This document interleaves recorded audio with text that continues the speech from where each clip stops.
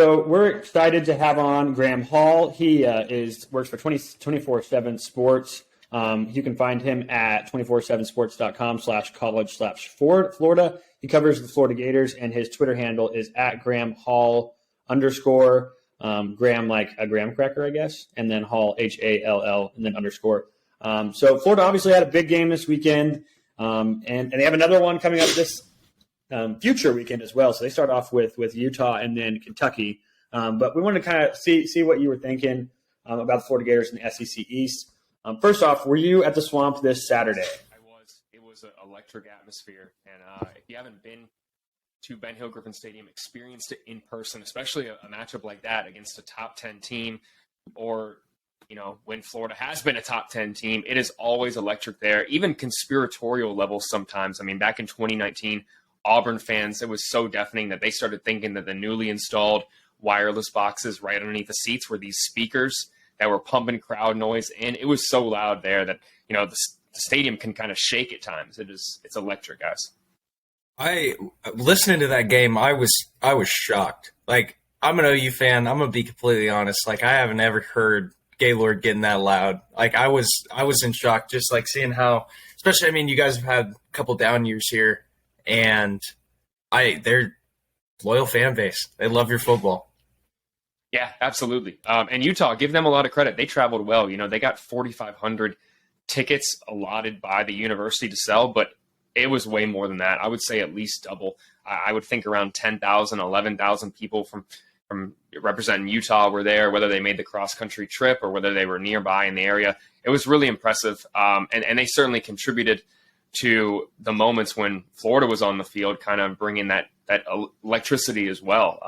And I think that also speaks to how the Swamp is kind of on one of those bucket list type venues for people around the country, right? Like, you want to go and experience it, just like Gaylord would be on my list. I got a chance to go to Neyland Stadium. I've been to nearly every stadium in the SEC right now, except for Georgia. So, you want to get out there and experience environments because you want to see how they compare to the ones you're a fan of, and who the rival fans claim to have the best stadium. You want to get a taste of that, right?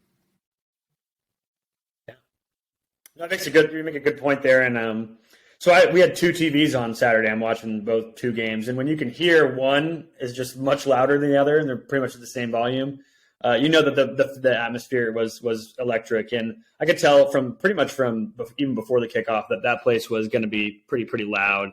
But yeah, so I think we'd be kidding ourselves if we didn't start off here with Anthony Richardson. How special was he on Saturday? And kind of if he takes Florida, how far can they go?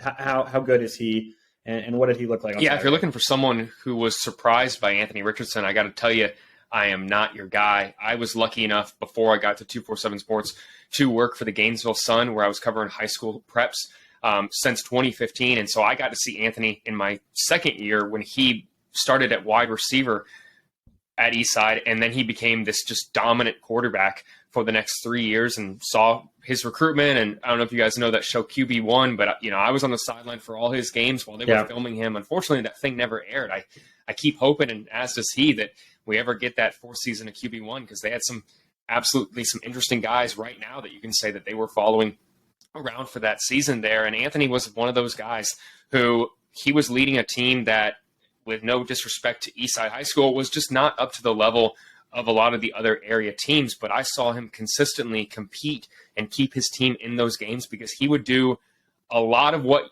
you guys just saw out there, especially in the 2-point conversion attempt, evading pressure, making guys miss, and either getting out in the open field, using his legs, which I think a lot of people saw last season.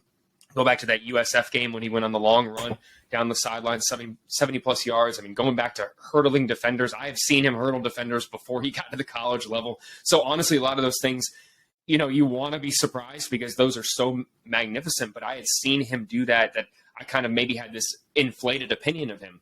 With that being said, whether he can lead Florida as a starting quarterback and minimize mistakes and run the offense and be, darn near perfect 99% of the time, that did remain to be seen. I mean, the most homerist of homers could go out there and tell you that they still needed to see that question answered, whether he could lead the offense full time. I think that the dual role last year, that was like what led to all the hype, was the glimpses. It was kind of similar in a way to Tim Tebow that 2006 year when he is, alternating with Chris Leak, even though Chris Leak is a different quarterback than Emory Jones, and that was the right decision, of course, to have Chris in there, but a guy who was just getting glimpses, getting a taste, and giving the fan base a little bit of the experience, and you kind of just had this opinion, well, what would happen if this was what we had long-term at quarterback? And right now, that is Anthony Richardson, where you are going to see, yes, some mistakes, but you're seeing a guy who has an incredibly high ceiling that even when, even when the pocket were to collapse and the play were to break down, he can make something happen. You go back to that 45-yard run that he had. A couple of things went wrong there in that sequence. Michael Tarquin, the team's right tackle, gets his helmet knocked off. He has to exit for a play, and they bring in the backup right tackle, Austin Barber. Rather than subbing Barber out right away once Tarquin's ready to get back in, they maintain the hurry-up offense, keep those same 5 guys in there, and then Anthony Richardson runs a play at the Utah 45-yard line that his first read is covered, and he sees the entire left side of the field completely open. He takes off and runs and makes an All-American miss there at the end. That is what makes him extremely hard to prepare for, not just opposing defenses, but your own team. Billy Napier, first-year head coach here at Florida, it was going to be hard for him to assess what Richardson could do because so little do you spend a lot of your time game planning for what could go wrong. What's going to happen when things go wrong? You never, as a head coach, want to think, hey, the play is going to come apart. We have a quarterback who can make things happen and make up for it. But now I think everyone, including Florida's coaching staff, saw that they have a guy who can really make things happen when the play comes apart at the seams. I think that's kind of how I was. I was kind of, Anthony Richardson was a big question mark and just kind of, he was good, but I don't think anyone kind of understood that he was about to be dodging 12 guys in one play and going and scoring. But is he frozen too? I don't think so. But yeah, that guy's incredible. I don't have anything else to say. Like, I think I saw something yesterday about like NFL draft boards, and he's already popped his name up in the top 10 already. It's crazy, but he'll be fun to watch. Yeah, absolutely. I think there's a lot still that he, can work on, though. There were some sequences where he could have been picked off. He needs to do, I think, a better job assessing the opposing defense. Give Utah a lot of credit. I mean, what we're talking about here right now is a team that a lot of people projected would, get out of the Pac-12, make the college football playoff. That still could happen, right? They could run the table here, and we'd be talking about an 11-1 Utah team at the end of the season. That is still a possibility here. And then we could look back and see that Florida was wildly underprojected. But this is a team right now that needs Anthony Richardson to do something that I think you didn't see on Saturday. And I don't want to be a downer in any sense, but they need to make sure that they protect him better than they did on Saturday. I think that even though he didn't get sacked, even though he was able to evade pressure, this is a guy that after him at quarterback, there really is someone that changes the dynamic of your offense. And I hate, like I said, being a downer like that, but he has had injuries in the past. They need to find a way to keep him as dynamic as possible and allow Florida to still be effective on offense without really putting him at risk of injury. And I think that's where the running backs come into play. If you saw Florida under Dan Mullen, probably the biggest complaint from Florida fans was that they had this bevy of backs that people thought were NFL caliber. And, maybe that was Florida homerism at the time, right? But now you're seeing with Dameon Pierce and even Malik Davis making the Cowboys practice roster, you're seeing that this is a team that had underutilized running backs, and now Billy Napier clearly wants to run the ball with the guys that he has. And he went back to Montrell Johnson after the fumble, and Montrell was just huge in that fourth quarter. Trevor Etienne, talk about a dynamic freshman in his debut. He looked really, really good. And, of course, Naquan Wright coming back in the fold. He was just fantastic as well. So I think you look at those guys, they can, I think, take pressure off of Anthony Richardson so he doesn't have to go out there and do everything this season. But when he has to, he clearly has a threat to score on every single play. All right, so I guess our next question's still on about Anthony Richardson. How did Dan Mullen not see this guy as a starter last year? And was he just waiting on an opportunity, or was it just a miss by Dan Mullen? I think that it's a little bit of a mix of both. I mean, you could even make the case that Dan Mullen misevaluated, I guess we could say it, Florida's quarterback room even before Emory Jones and Anthony Richardson. You go back to him playing Felipe Franks over Kyle Trask, who, as good as Felipe is, give him a whole lot of credit.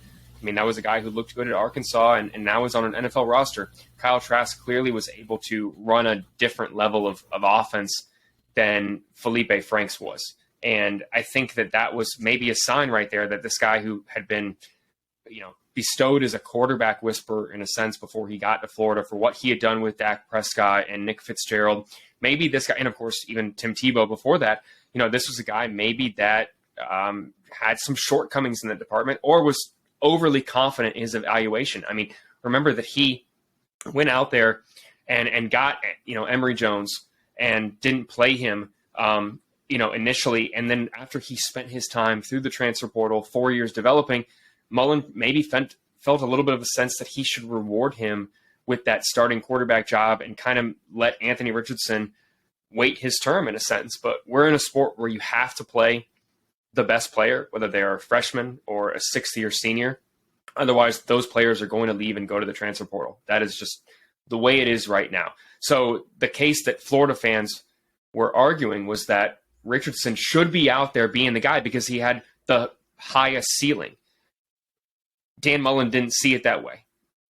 Clearly, whether right or wrong, that was just his situation. He had prepared this guy for 4 years and was going to give him a chance until he failed. And I think a lot of people felt like he never even should have got that chance, or he should have lost his opportunity sooner than he did. And remember, this is a guy who only made it, waited 4 years and then made it 6 starts before he was benched, really, and then split the role a lot more with Richardson last year. So it was a miss by Dan Mullen, but to answer your question of how it happened, it was because the guy was looking at it through a different lens than we are all looking at it. Whether he wasn't looking at it, who was the most talented. He was looking at who was the most deserving of playing right now, and I was the 4th-year guy in his mind. So let's talk about Billy Napier then, instead of Dan Mullen, though.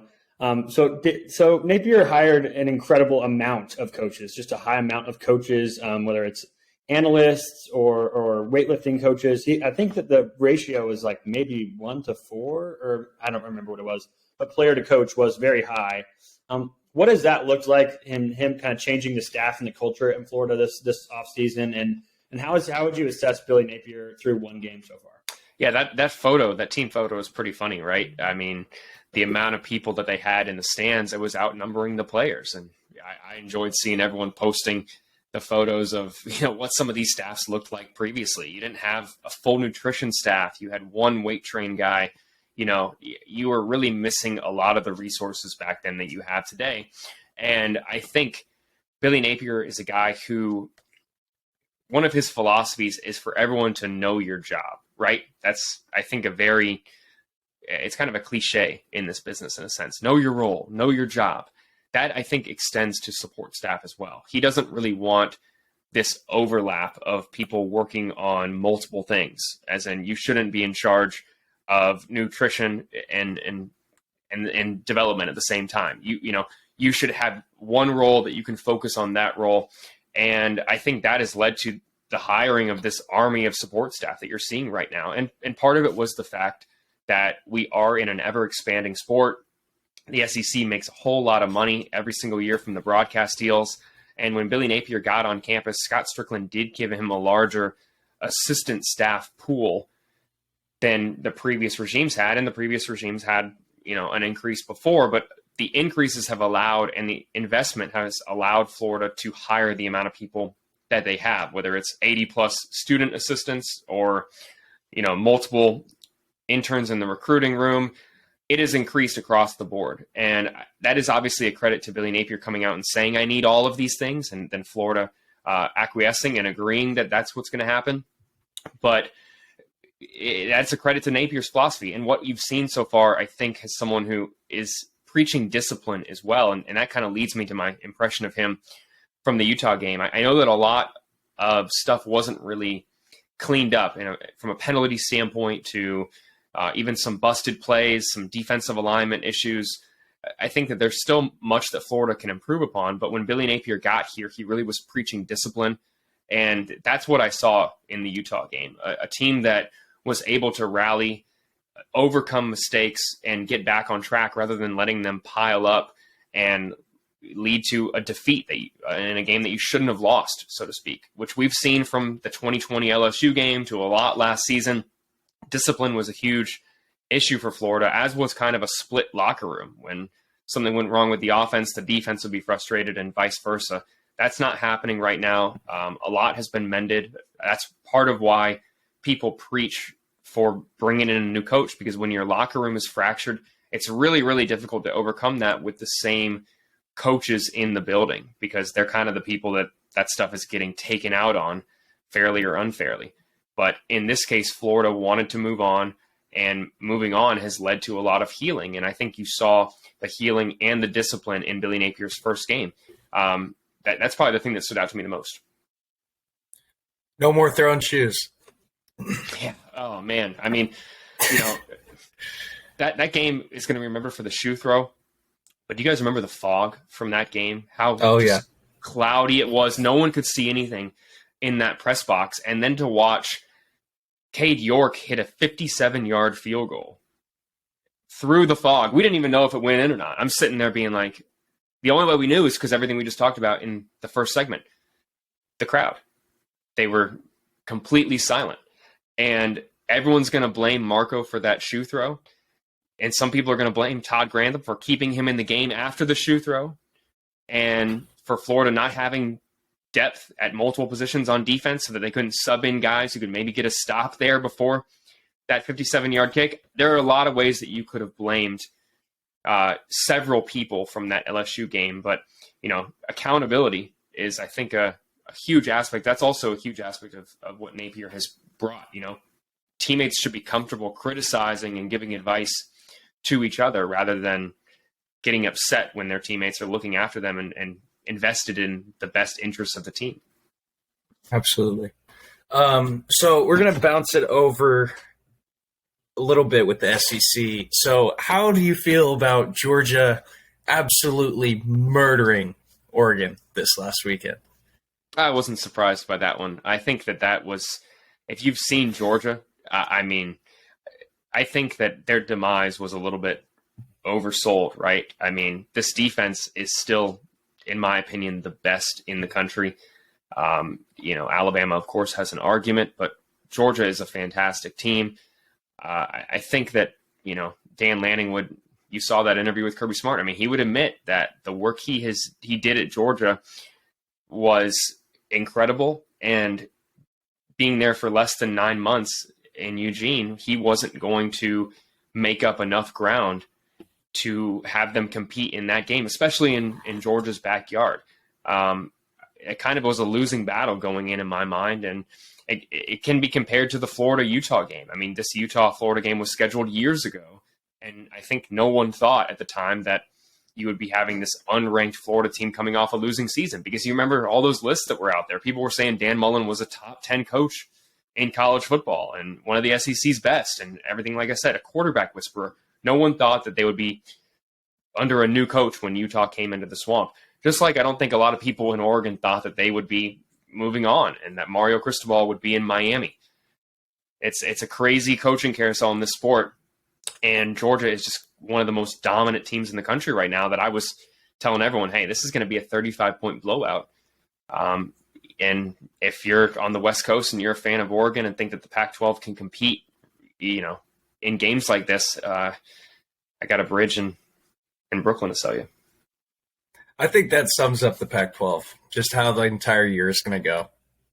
I really do. I mean, if Utah runs the table, right? I mean, what an indictment of the conference in my mind, because Florida is one of the weaker teams. But I mean, right now it looks like that. I may have to eat crow in a few weeks, but I think you could make an argument that 4, maybe 5 teams are still going to finish ahead of Florida in the standings. If Texas A&M, Georgia, Alabama, live up to the standards. And that's before even talking about Kentucky and Tennessee, 2 teams that were ranked higher than Florida coming into the season. So I think that right there, that puts Florida at 6. And if they beat the Pac-12's best, guys, I mean, it's kind of case closed right there. Makes me a little nervous, but honestly, kind of happy as well. We'll see. I think that this upcoming Florida-Kentucky matchup is one that I think you'll really be able to tell. If Florida loses to this Kentucky team in Ben Hill Griffin Stadium against a team that, beat them last year and beat them in 2018, that would be 3 out of the last 5 to Kentucky, a team that you hadn't lost to in 30 plus years. That streak was what we always talked about when it came to Kentucky, and eventually it snapped, and now it's going to be, at risk of being a losing record for Florida. But if you watch that Kentucky game this last weekend, I think a lot of people would have serious questions about their offensive line and how one-dimensional their offense is looking right now without Rodriguez, and especially with those other running backs getting a little dinged up.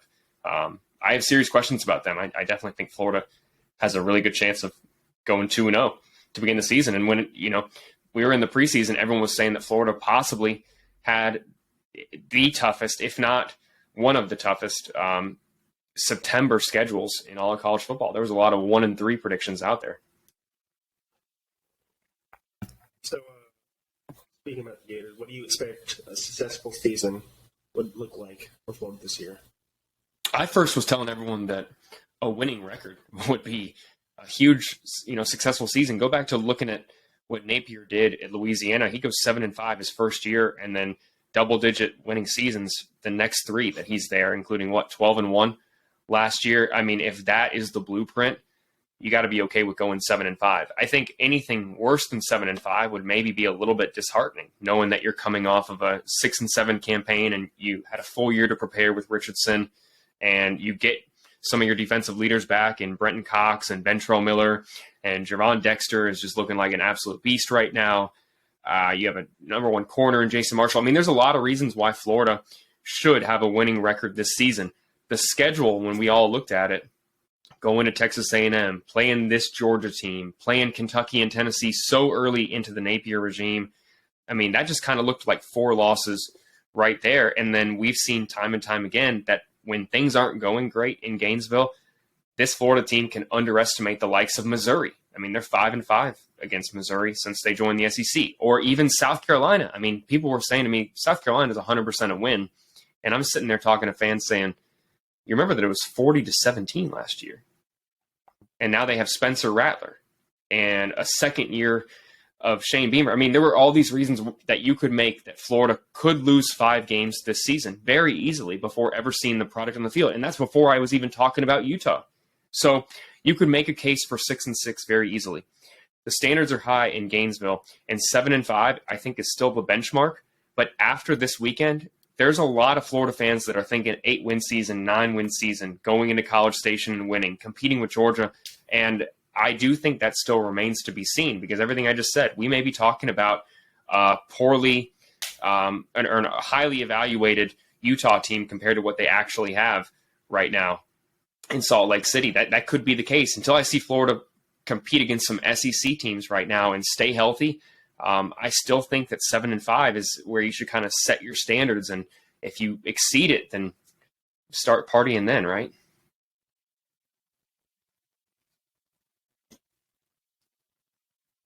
Jake, you're muted.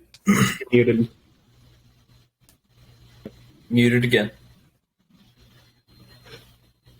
You're still muted. I'm clicking on mute. There you go. Oh, well. Okay. So let's move here to the Kentucky game this week. Obviously, it's at home. You get Kentucky. That didn't look great from my estimation. But you said, like you said earlier, Kentucky has been a little bit hot in this rivalry of late, especially compared to 30 years where they didn't have a single win in the series. What do you think is the keys to this specific game? I know you mentioned their running game didn't look great. But what do you think Florida has to do from a game plan standpoint to beat the Wildcats? Yeah, they need to cover a little bit better than they did against Utah. This is a different Utah passing offense than I think you'll see Kentucky deploy, under Rich. I think that they can beat you, obviously, a lot more with speed in space. They, Florida just played probably the 2 best tight ends that they're going to see all season long.